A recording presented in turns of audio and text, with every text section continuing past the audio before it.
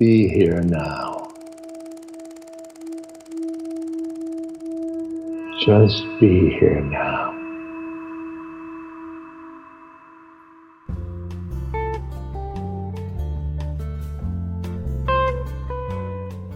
Welcome to Dale Borglum's Healing at the Edge. We are very happy to share with you Dale's profound insight and open heart.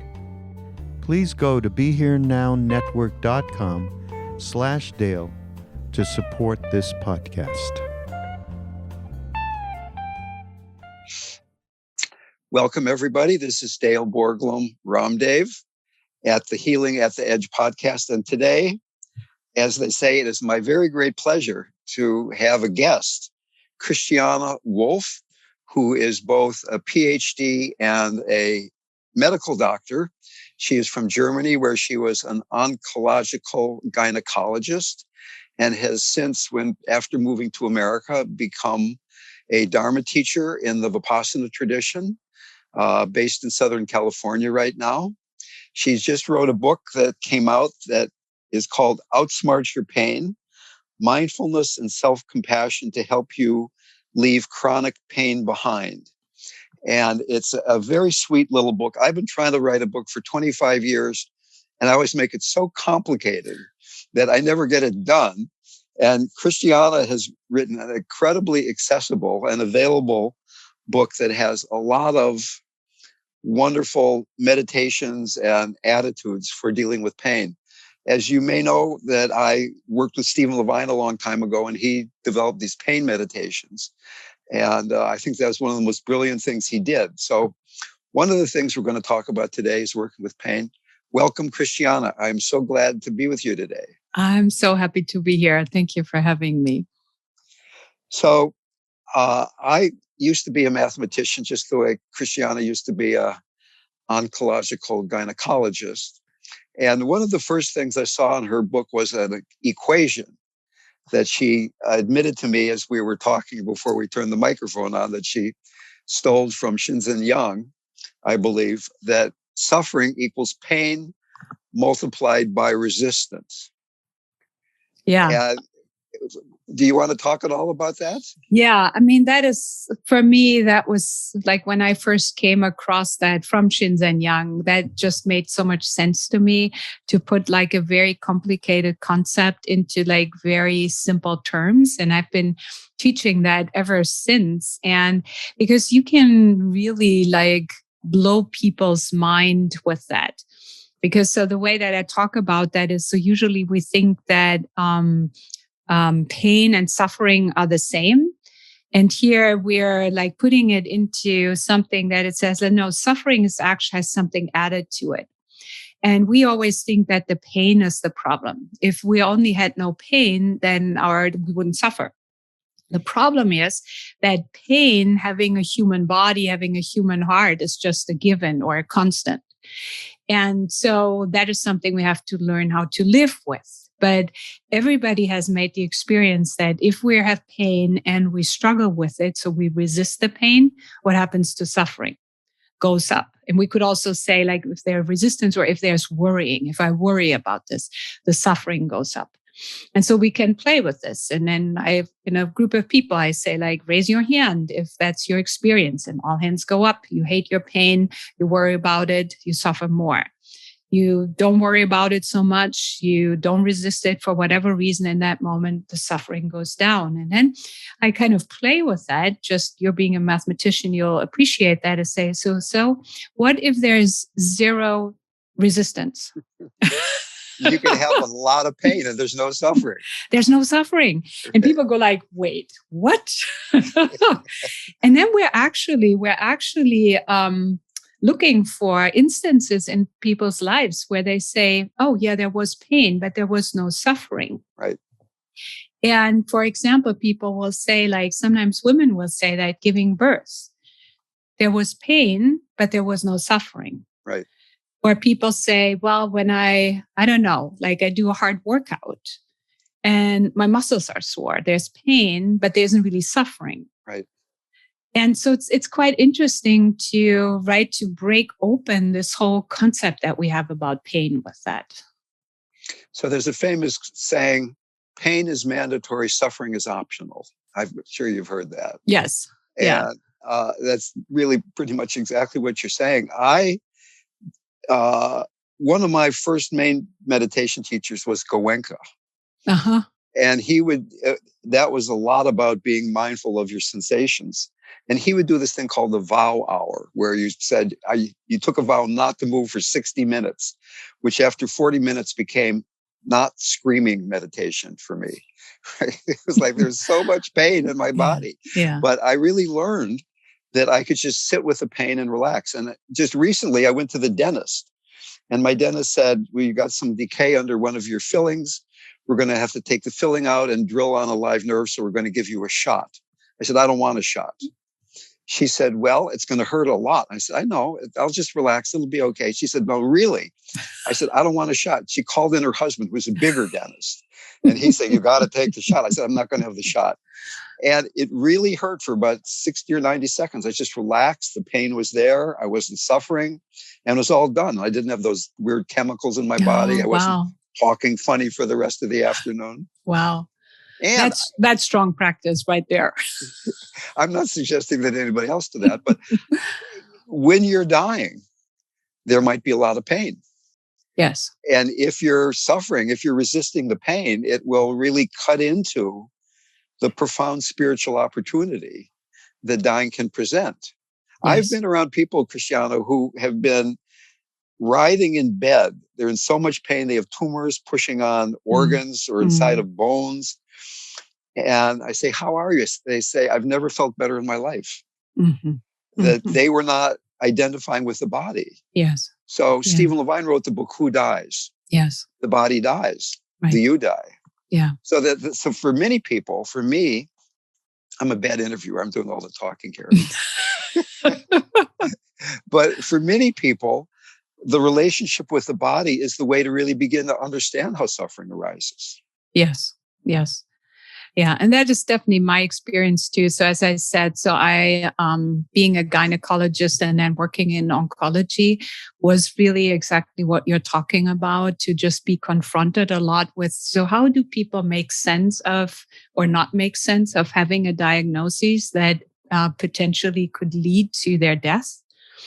And to really see from a physician's perspective on how differently people deal with that. And how some people really take that as an opportunity. And of course, like from who they are, maybe to start with, or I mean, who knows, into like saying, I'll grow from this. This is an opportunity, and other people just fight it to the end. But in my experience, it's really pushes us back to this weird relationship that we have in our culture with our bodies. Right. That so many of us have a kind of a mechanical relationship with the body. So it's like a car, right? So, and if it breaks down, I bring it to the mechanic, which is called the doctor. And if I could, I would just say like, okay, I'll leave it here and please fix it and I'll get it back next Wednesday. Yeah.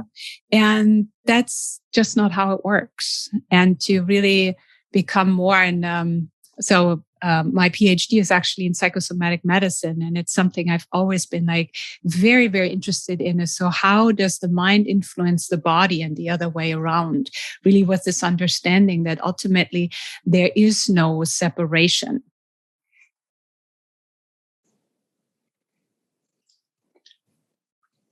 So I had a point there, and it disappeared when you kept talking.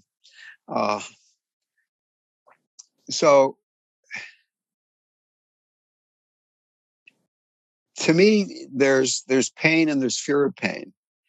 And very often what's being treated by the medical community is the fear of pain. Yes. So when I ran this place called the Dying Center, we used meditation for fear of pain and medication for the amount of pain that still remained. And there are all these studies, like Stan Grof, for instance, was giving LSD to terminal cancer patients, quote unquote, terminal cancer patients. And many of them had a lot of pain. And many of them found out that they were in the study to see if psychedelics could help deal with fear of death. But what they found out was that many of these people had a significant decrease in their need for analgesic medication after these guided psychedelic sessions, even though LSD has absolutely no analgesic properties at all. Yeah. Yeah. But if I think that I'm 5 inches 8 and weigh 170 pounds and there's X amount of pain bouncing around inside of me, that could be a really big problem. But if I have this experience that I'm the whole universe, that same amount of pain can be bouncing around inside, and well, that's just pain. Yeah. Yeah. And that is something, and psychedelic experiences might not be for everybody, although we're hoping, of course, that it really, and it looks like it, that it is really making its way back into a really helpful therapeutic environment. But what you're describing, I mean, this just making space for the pain is also something that we really practice with, or what I'm trying to help people see, that when they have pain in the body, they can so either zoom in or zoom out. Yeah. So one thing is to actually pay attention to the physical sensation in the moment. And it's really interesting because there is some newer research that shows that when we have chronic pain, we actually stop really feeling the pain. So really the interoception from what's the sensation in this moment? Right. And we make assumptions based on what it was there before or what it feels like when it's really bad.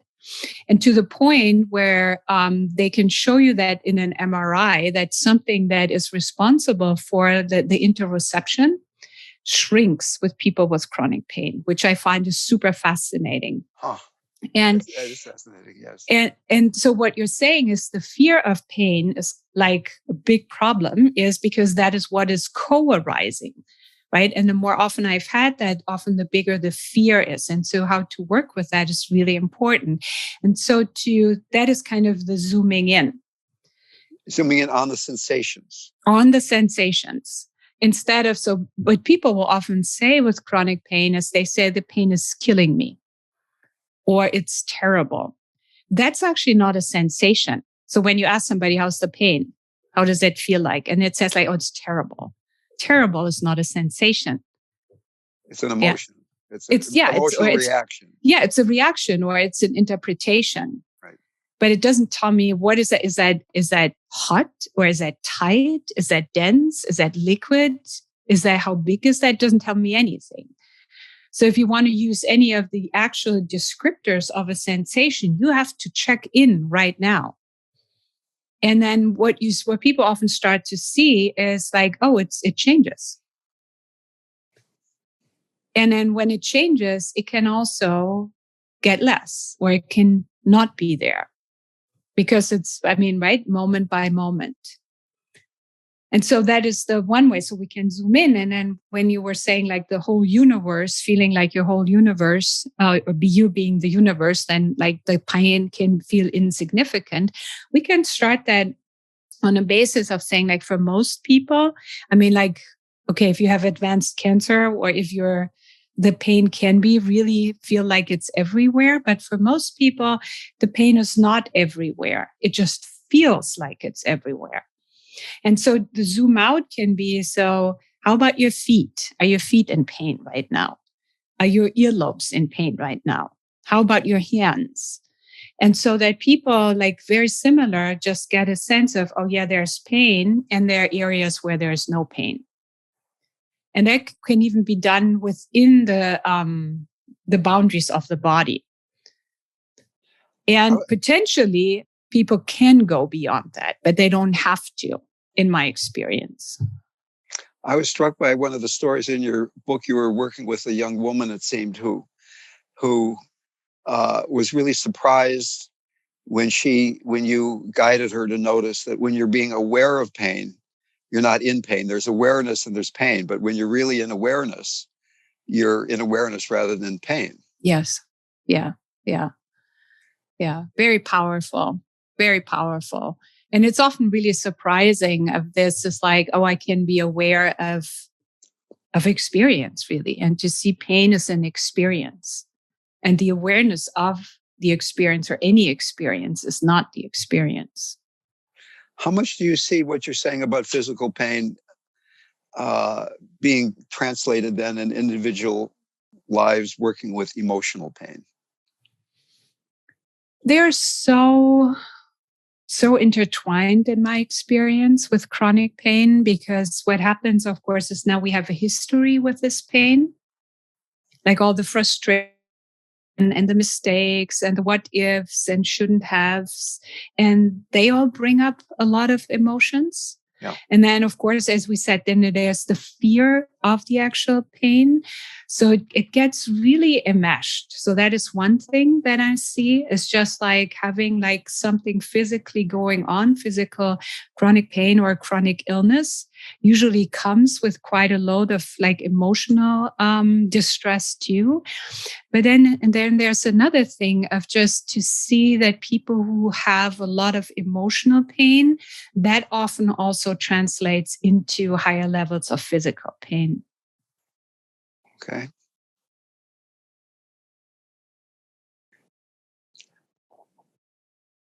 Let me bring up a couple points, see if any of these you want to talk about. One is that I live in Marin, which is kind of the healing spiritual capital of the universe, at least in our minds. Maybe nobody else thinks it is.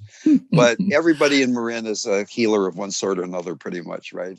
Or meditation teacher, yeah. Or a meditation teacher. When I lived in Santa Fe a long time ago, the joke was that everybody in Santa Fe is either a real estate agent or a healer. So in Marin, it's a meditation teacher or a healer, I guess. But my sense is that a lot of this holistic healing is still pushing away pain, but with less toxic substances, that they're using herbs and different things instead of AMA prescribed medicine to deal with things. But the big hole in holistic medicine is there's still fear of death at the bottom of it all. Yes. Just as the way in regular medicine. Is that your experience? Yeah, that is totally my experience. And it is also my experience that, of course, I mean, people come because they want the pain to go away. Right. Of course. I mean, nobody likes pain. So that's totally understandable. And so that can be a doorway into the practice. And I'd be curious to see what your experience is with that, right? But the underlying idea is still like, I want this experience to be different that I'm having. Yeah.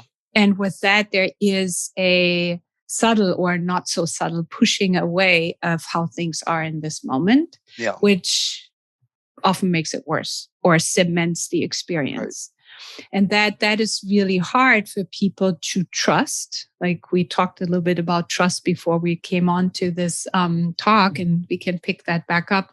It's like, can I trust that this moment, to let that moment be as it is and let things unfold by themselves without the interfering?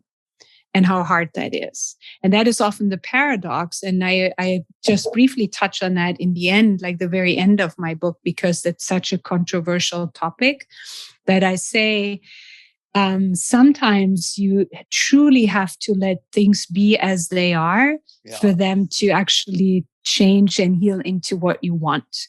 But it cannot be like, let me pretend I'm kind of okay with how things are. But it's a process of how to get there. So it's sort of the difference between letting go and letting be, that very often I think people say, I'm going to use meditation to deal with my pain. But it's like I'm trying to mindfulness it away. There's a kind of a subtle shoving that is really defiling the practice in a certain way. And it's hard to really realize that you can just, I mean, to me, it's the basic paradox in spiritual life that we have to lean into suffering. Yes. Rather than, and there's so much conditioning individually and collectively to get away from suffering. Yes. Yes. Yeah. So let me tell you about an experience I had. I was at a Vipassana, at a Goenka Vipassana retreat after I came back to America. It was guided by a man named Robert Hover. And I had a very strong practice. I had a lot of pain in my right knee, though, when I practiced these longer Goenka retreats. So it was toward the end of the retreat, I had very strong mindfulness and concentration. And I came into the interview and he said, how's your practice? It's really strong, but I have a lot of pain in my right knee. And he said, well, would you like it to go away? And I said, yeah, I'd like it to go away. So he said, well, let's meditate. And very quickly, we both got into that very clear place. And he said, well, tell me what it feels like. And I said, well, there's this kind of ball of hot pain in my right knee. He said, well, is that connected to anything? And I said, yeah, I never noticed that, but there's a tendril going up to my right sit bone, my right buttock. And there's another ball of, it's kind of very similar, a ball up there in my right buttock. He said, well, is that connected to anything? And I said, yeah, I never noticed that either. It's connected to another ball over in the left buttock. He said, well, is that connected to anything? It's not that long a story. I said, no, it's not. That's the end. He said, well, okay, push the pain from the left buttock to the right buttock. And I did that. And he said, push it from the right buttock to the knee. And I did that. And then he says, push it out your foot. And I did. And it went away and it never came back. And I still, to this day, maybe you can tell me what happened there. I mean, what was I holding on to? I mean, I always thought it was because I was this kind of in this Danish body trying to sit in these Asian postures. my knee didn't like it, but we just let it just completely disappeared. But there was absolutely no resistance. I was not fighting the pain at all when I did this. I had such strong mindfulness because of being at the retreat. And it just went right out of my body. I have actually no idea what happened there. Like, I'm thinking, is that placebo or because you were under the influence of the teacher plus samadhi? So, but something powerful happened there for sure. Yeah. Yeah. But it does go to show that pain is a little more interesting and complex than we think it is. That, I mean, almost always pain is changing moment to moment to moment. It's not a monolithic lump. Yes, absolutely. And to be able to be with the changing quality, to let the change arise in the spaciousness of an open mind is where healing happens. And for me, I often work with dying people, as you know, and very often the entree where people get to trust me more is I come in the room and I say, I understand you're in pain. Would you like to not suffer so much? And everybody says yes. Whereas if I come in the room and say, and I don't really know this person very well, I understand you're dying and you might be afraid. You want to talk about your fear. People say, who are you? Why would I want to tell you about my fear? But everybody wants to be in less pain pretty much. Yeah. And it's interesting. I mean, this like underlying fear of death, which is really like the ultimate not knowing, right?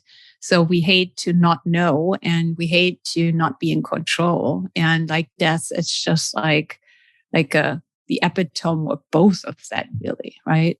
Yeah. So there's been a recent study that shows that mindful stress doesn't affect the body in the way that unmindful stress does. If there was a drug that did for stress what mindfulness does, there would be somebody would make millions of dollars, of course. But they did a study with 30,000 people. First group, high stress, no mindfulness. Second group, 10,000 people, high stress. They taught them mindfulness. You don't have to be afraid of your stress. Third group was a control group, high stress, medium stress, low stress. The first group died 48% more often than the other two groups.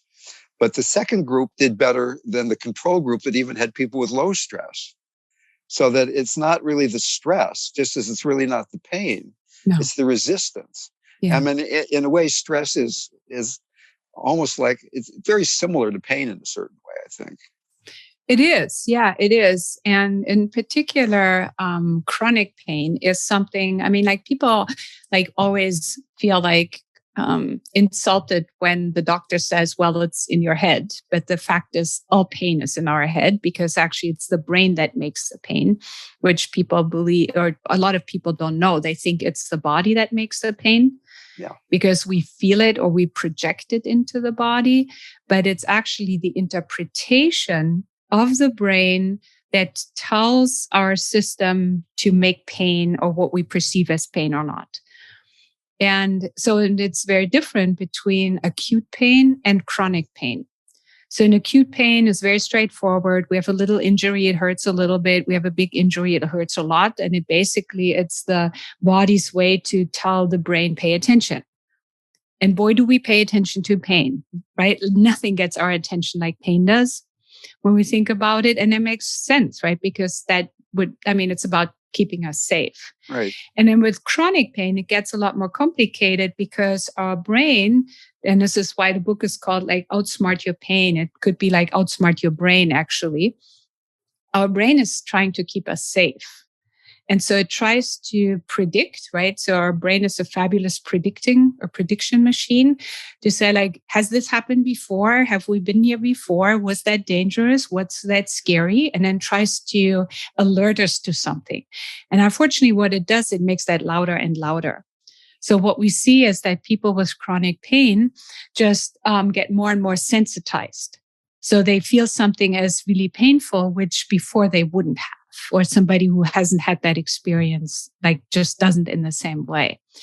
And so what happens is like this automatic process that's happening, but it often makes things worse.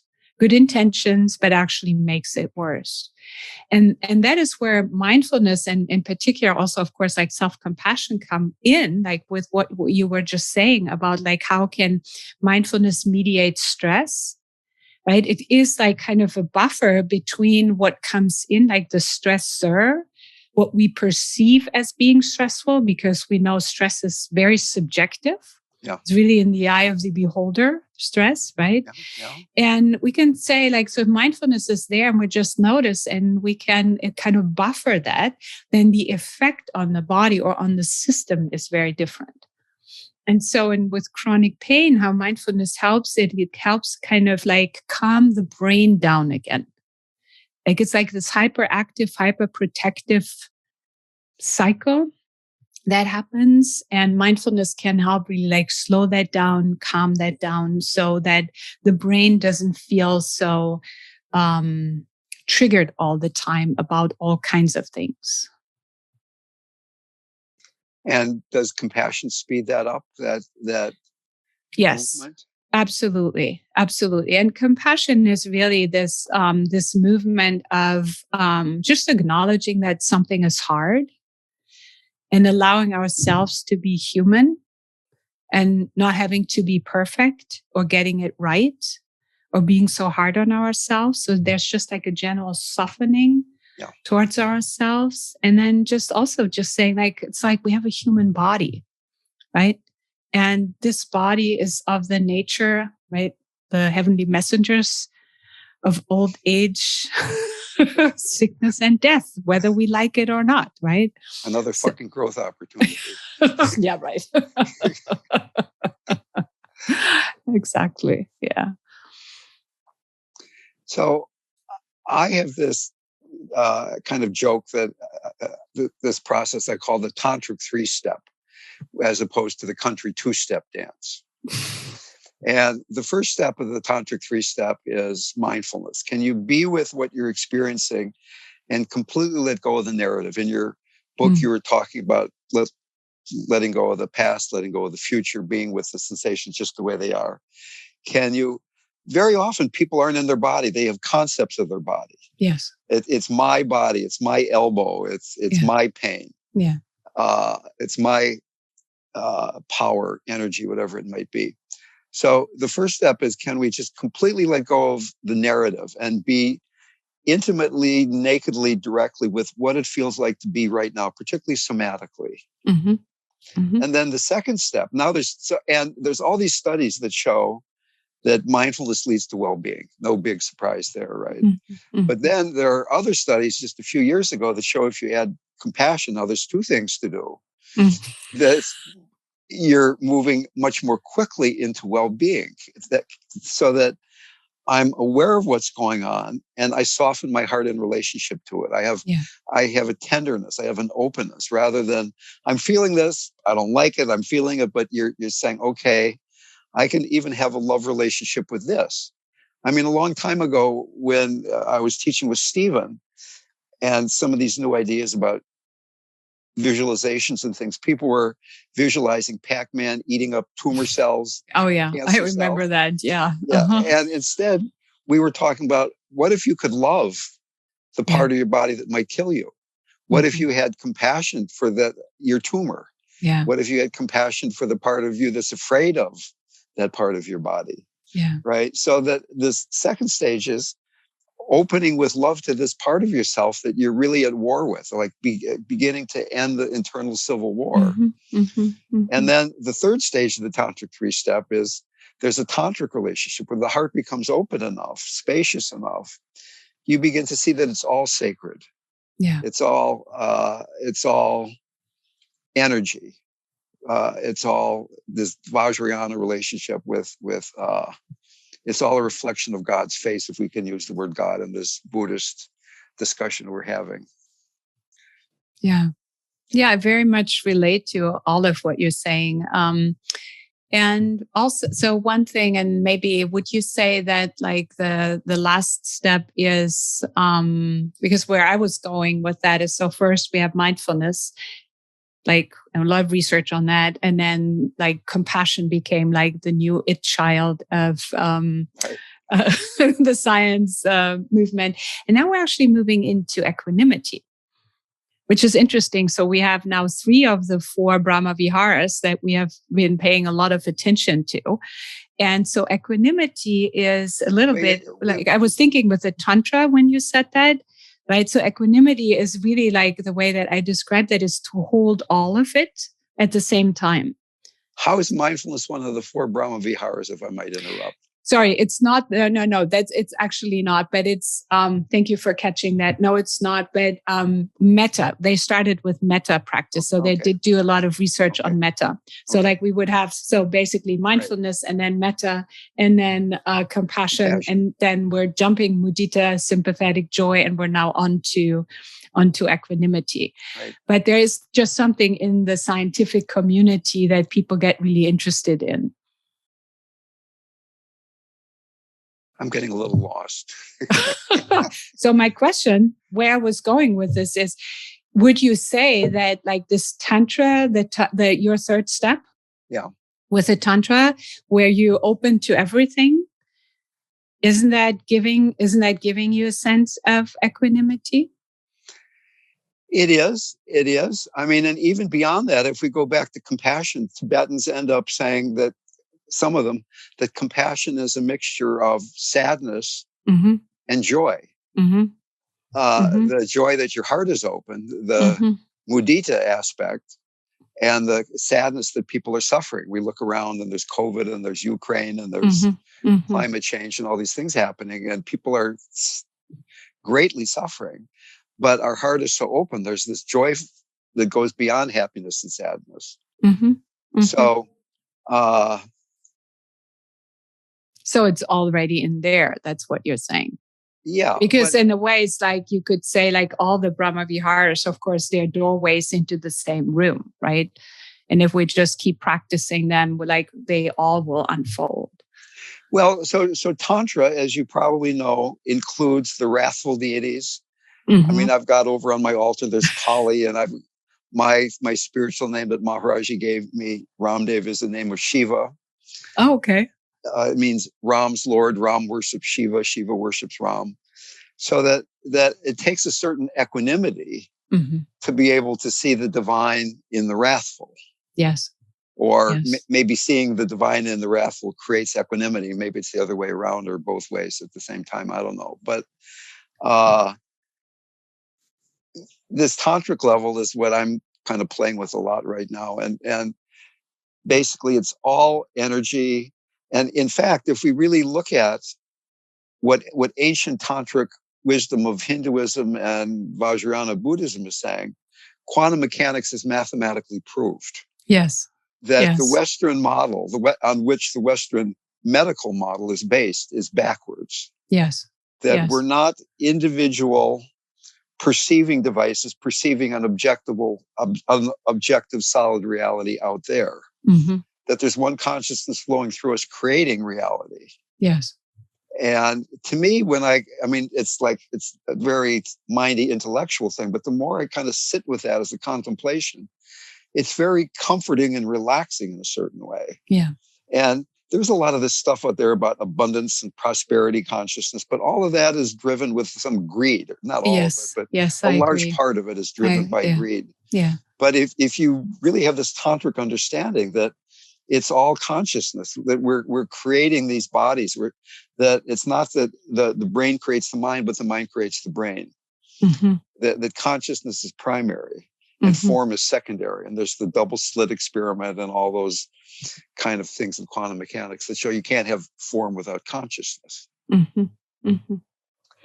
Yeah, I mean, the way that I try to teach about that, so I'm not a tantric teacher, but I think we're probably talking about a similar experience, is I talk about the paradox and like leaning into the paradox of like opposing views can be both right. Right. And this is like what I'm hearing of like the wrathful deities or the destructors and the creators. Uh-huh. They need to go together. Or like we could say the yin and yang, which have both of the other in it, right? So I think that's just a very like ancient realization that we probably come to as we're really sinking deeper into really grappling with why are things the way they are, or the way that they appear, or are they really the way that they appear? And as we do this, and I notice that in my own practice, it feels like the deeper I go, the more okay things become. And okay is a tricky term here. But I think that's what you're pointing to. Yeah. I'm not saying that what's happening in the world is okay. And at times when I'm thinking, so how can we move on? Like where things are often so difficult, but yet at the same time so beautiful, is really we have to make ourselves bigger so that it can contain all of that. Which I think that is also what you were talking about earlier when you were talking about Stan Grof and really the psychedelic experiences, which we know we can also have very similar experiences or the same in deep meditations or in life situations that kind of throw us to the edge, which dying is one of them, right? I completely agree. And I'd like to say that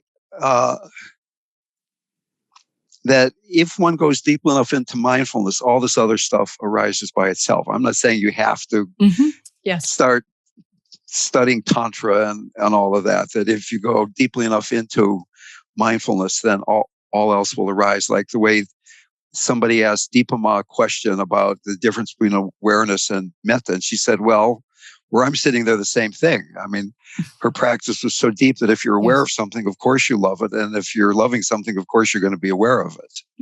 Right. Yeah, I agree. One other thing I would like to explore with you is grief. You talked how pain can lead to grief. And my experience is that the human condition is that everybody is walking around with some background grief that they assume is the human condition, that kind of veils our heart and our love. Rumi has this wonderful quote, grief is the garden of compassion. That compassion grows out of this garden of being able to be with our grief. And I talk about conscious grief work of being with the grief very similarly to the way you're talking about being with physical pain. But that it's not just grief because I'm feeling this pain in my body, but that's uncovering all the grief.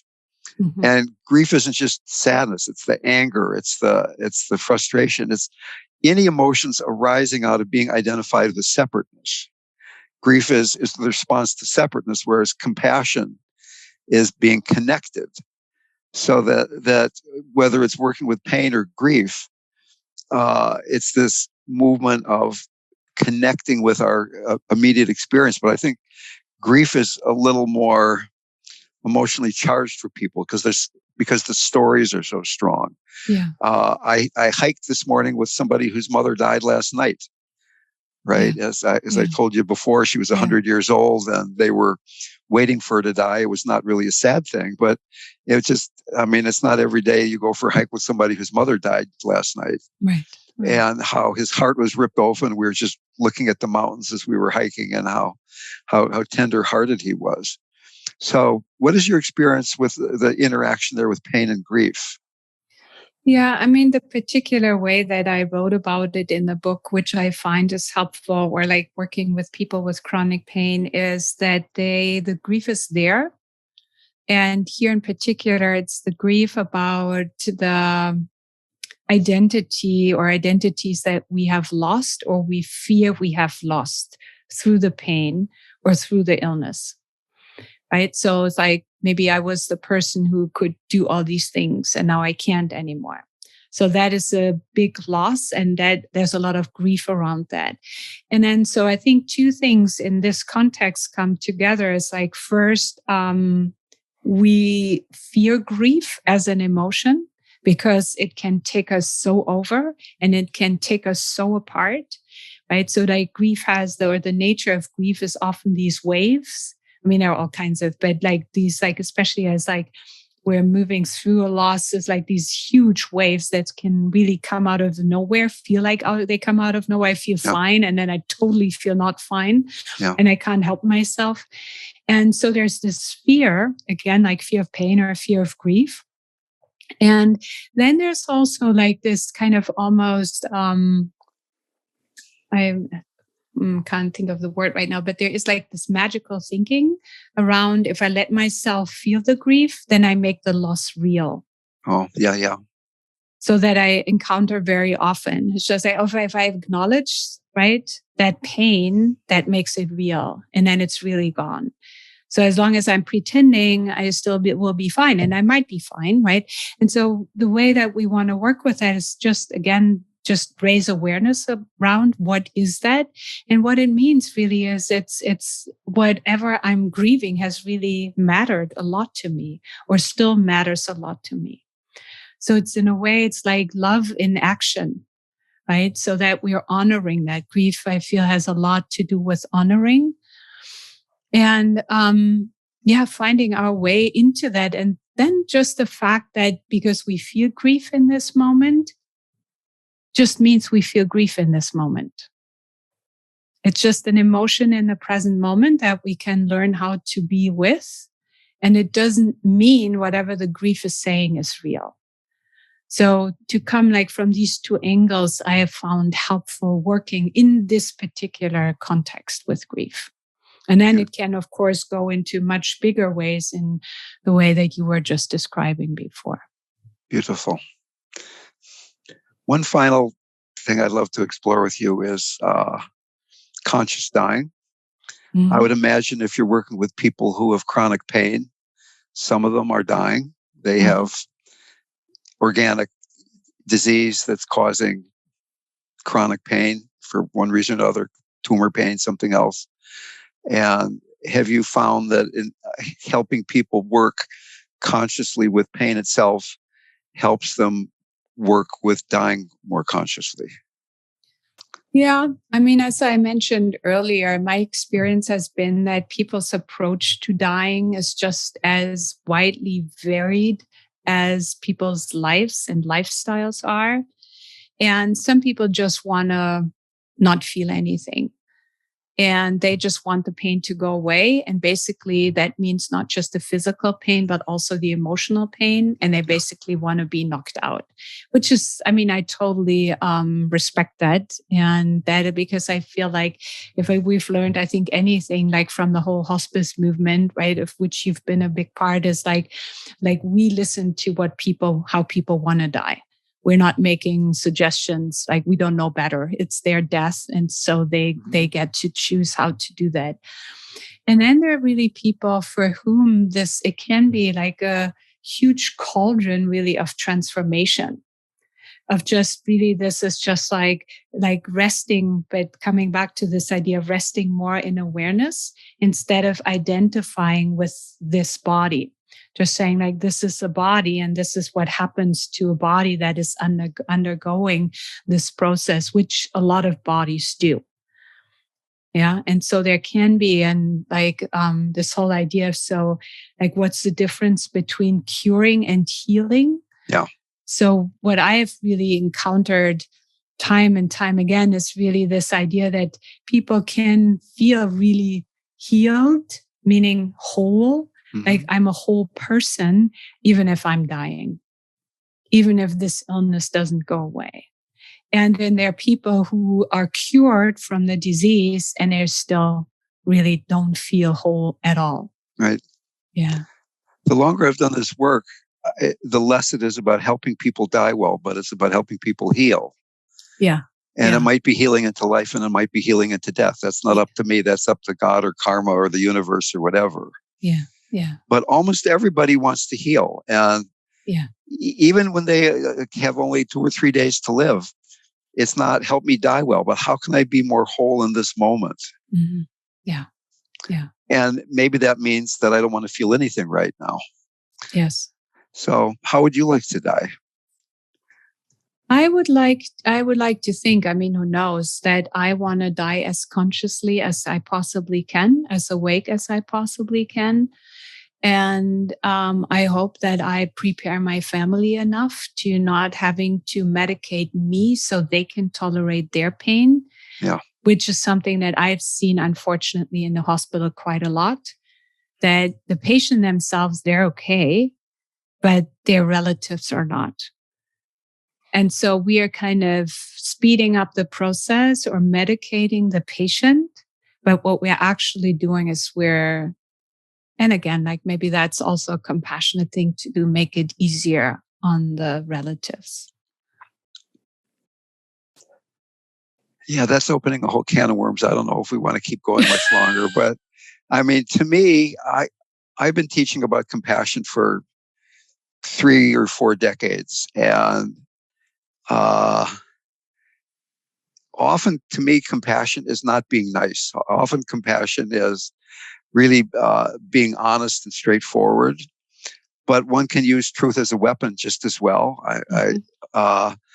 But to me, there's often there's a misunderstanding between compassionate action and kindness. Compassionate action is often kind.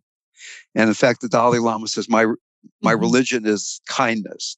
And he's supposedly the incarnation of Chinrezi, the embodiment of compassion. Yeah. But if you're a parent, which I know you are, and I am, if you raise a child without ever saying no, you're going to raise a monster, right? That the compassionate action sometimes is saying, no, you can't do that, right? So that's a whole other podcast for another day, probably. Yeah, I agree. So, I mean, my big takeaway is that in my practice is that for many people, the way they learn about compassion is through their relationship with physical pain, the pain in their own bodies, and that they can begin to have a softer, more expansive, connected relationship with what they're feeling, rather than seeing pain as the enemy, pain as a problem. That's something we have to armor ourselves against. And I would guess that is essentially what you're saying too. Yes, absolutely. And as you're saying that, I'm thinking of the line of the beautiful poem by Naomi Shihab Nye, Kindness. Yeah. Where she says, like, only once you see sorrow, like as the one deepest thing, you see kindness as the other deepest thing. And then you see the size of the cloth. You start to see the thread. And I just love that image of say like, when you start to see the size of the cloth of sorrow, then your heart softens. You see like, oh, that's the human condition. And we're here to help each other carry that or be with each other as we're, walking this weird thing we call life. Yeah. Together. Yeah. Walking each other home too. Somebody once said. Yeah. Somebody once said. Exactly. Thank you so very much. It's really been a pleasure. It's wonderful. Thank you so much. It's so good to meet you. I really honor the work you're doing. And thank you for being here. Thank you so much, Dale. Thanks.